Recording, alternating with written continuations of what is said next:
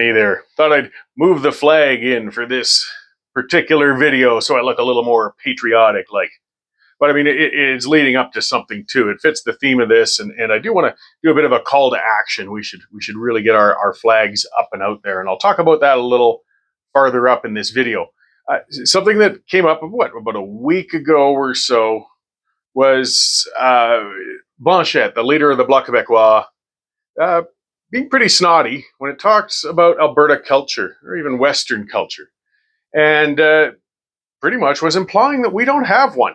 So I'll let his, watch his video clip. I just got a short part of it. A lot of you have already seen it, but here's a good reminder of what Blanchette said, and let's discuss this culture issue. The first idea is to define oneself as a nation. Therefore, it requires a culture of their own. And I am not certain that oil and gas qualify to define a culture. All right, so yeah, it's hard to hide the snottiness in his voice. I did a couple of rebel town halls. They were nice and packed, actually, in Edmonton and Calgary. And Ezra Levant was talking. And, one of the things he pulled out of that, too, from Blanchette, which is right, it wasn't just him being Blanchette, but there's a little bit of envy going on there, right? Like the independence movement is exploding in the West. And, the long-suffering Quebec's separatists have been pushed aside. They're not garnering all the attention as the problem child anymore. And they're pretty upset about that. So he's going to lob bombs at us. Also, probably they get a little upset because, you feel bad about being absolute, utter welfare dependents for so long. And when you see your sugar daddy threatening to leave, you get a little nervous about things. But aside from the shots back and forth between the regions, let's talk about culture, because it's a hard one. It is, actually. I mean, the culture of the West, of Alberta, is distinct. Anybody who has traveled North America, or Canada in particular, from province to province, there is no doubt there are cultural differences from province to province. The people of Newfoundland are much different than the people of British Columbia. Actually, people of Newfoundland are different from everybody. They've certainly got a unique culture. Ontario's got a different culture than Manitoba, and as does Saskatchewan.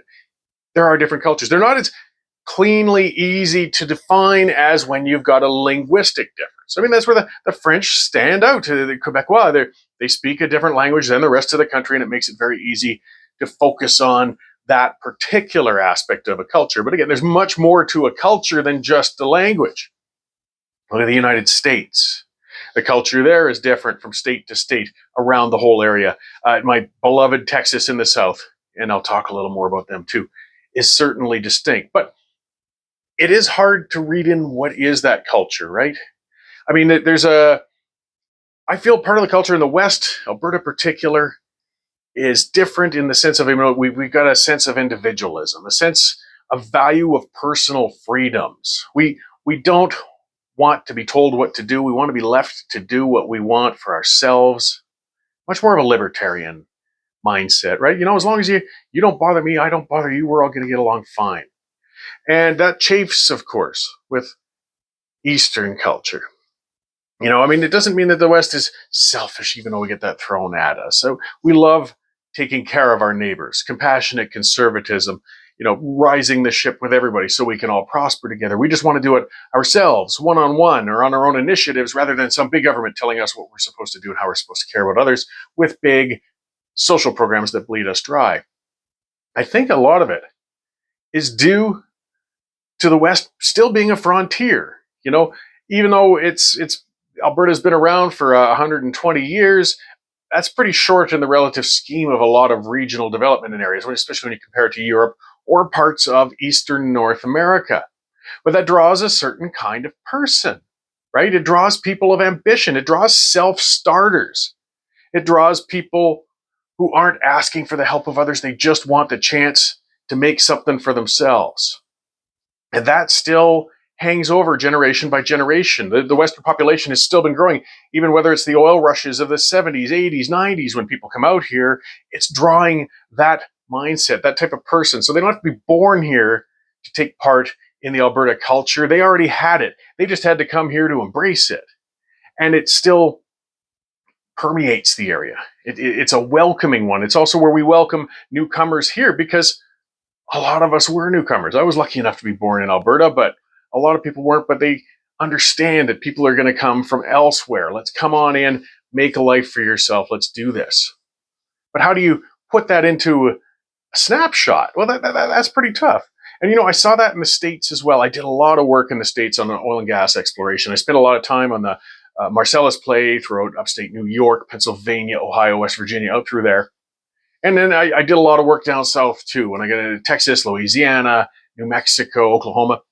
And I tell you what, I felt a heck of a lot more comfortable. I certainly fit in much better, and felt I'm more part of the community when I was down in the West, in the South and West. Again, same reason, I think, because those were the frontiers. Those were the areas with the ambitious, the self-starters.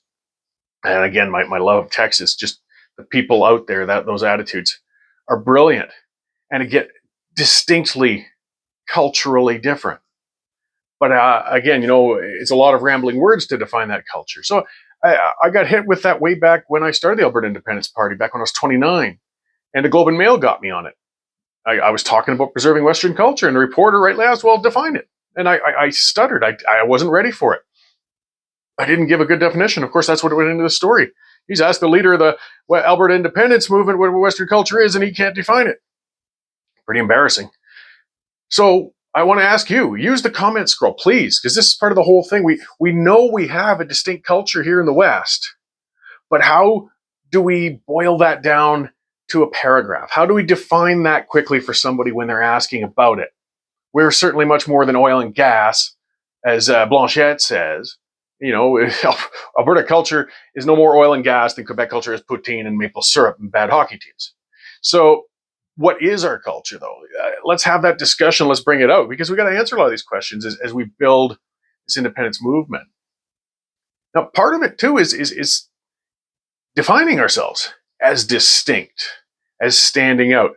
And Derek Fildebrand, the publisher of the Western Standard, who I work for, he brought it up on one of the shows we were talking about on a panel, something that was interesting. I never really thought of it, but he was absolutely right. He says, when you travel around, you'll see flags. So through the United States, you see American flags, of course, everywhere. Through Canada, you see a fair amount of Canadian flags around. But it's really only in Alberta where you see so much of the provincial flags hung in front of people's places. And in Texas, boy, you never have to wonder whether you're in Texas or not. Those Texas flags are ubiquitous. They're everywhere. You see more Texan flags than American flags. You see both. But you don't see that in other areas. You don't see in Ontario people putting Ontario flags in front of their houses that much. Or you see it in front of provincial buildings and things like that. But you don't see these flags in front of households. In the West, in particularly Alberta, and some of it in Saskatchewan, and definitely in Texas, people celebrate their state or province, at least the identity of it, by putting that flag out front, displaying it proudly. And we need to do more of that. It's one of the long game things we must do. I mean, it won't change the identity of us, but it's these little things that help us feel that collective identity. Let's see more flags out front, more displays. I mean, there's lots of ways you can display it too. Just a physical flag like the one behind me is one way. You could be like Kerry and wear it in that very unmistakable shirt that he wears at every function whenever you run across him. Stickers, license plates, it's just reminding everybody you are in Alberta or you are in Saskatchewan, and we are proud of who we are being here. We understand that we're distinct from the other parts of the country. Flags are important. That's why every nation has one. It's a symbol of their sovereignty, of their independence, and of who they are. And that's part of why, too, we got to be careful. Don't deface the Canadian flag. Don't crap on the Canadian flag. It doesn't serve any purpose. And it holds a lot of emotional bond with people. We want to bring in to the movement, not ironically, when we're talking about a movement to separate, but at the same time, our issue isn't with the flag. It's with a system that isn't serving us, that isn't working for us. And the flag is a symbol of the old system, but let's still fire at the system, not the flag itself. It's not helping us move forward when you do that. People did die fighting under that flag. I mean, I feel they fought more for the freedoms of us, and I'll, to my deathbed, be grateful for that. Whether they came from Ontario, Quebec, Alberta, wherever, our veterans are very important. But they fought more for the freedoms than anything else. But there's no sense denigrating the Canadian flag itself. We just celebrate our own without coming down on the other one. Now, let's look at a couple of the other flags because it kind of reflects the culture as well. When you look at Ontario, and it's still very focused with a tiny little crest for Ontario itself, and then the Union Jack. It's because even though Canada, at least in the West, has evolved well and beyond that, they're still of a colonial attitude. But they feel they are the top central managing colony in the Canada, I guess. They look at Alberta as a colony, a lesser colony, a colony to be controlled, to be told what to do. But they don't try to identify Ontario very clearly in that flag. It's just another aspect of the old system. And that's where I talk about some of those cultural differences. I mean, a lot of great people in Ontario. But that attitude, that one is different. The one that I saw, I did a video of Ohio too, which part of the reason I didn't gel well, I enjoyed my time working in the northeastern United States. But there's a culture of defeat in a lot of those older eastern areas. The ambition's gone. It's now a culture of entitlement. And it's a culture of expecting everybody else to do something for you. Much different. So Ontario, yes, they got that colonial mentality. They got that govern me harder, daddy outlook about it, right? Big government, controlling government, centralized government. Because I love how they refer to themselves as Central Canada. They aren't. You're Eastern. Look at a map. Manitoba is Central Canada, guys. But yeah, I know you're the center of the universe. Well, we are the West. We are Alberta. Now, Manitoba, I want to talk to you guys quickly about this. I'm going to go into some of the other flags here, but you guys got to work on your flag. You got to take a magnifying glass to look at Manitoba's flag and tell the difference between Manitoba's and Ontario's. I can't tell you what to do with your flag, but I tell you, if you want to build an identity, you got to change that flag, guys. It's tough to tell them apart. Saskatchewan, brilliant, distinct flag. Of course, Alberta, the flag behind me. British Columbia's flag. I mean, a lot of them carry aspects of the Union Jack, things like that, like BC's, but they're distinct to those regions. Wear, display, hang those displays of your pride in your local area. It's not just shallow jingoism. It's real and it's important. So get those things out there.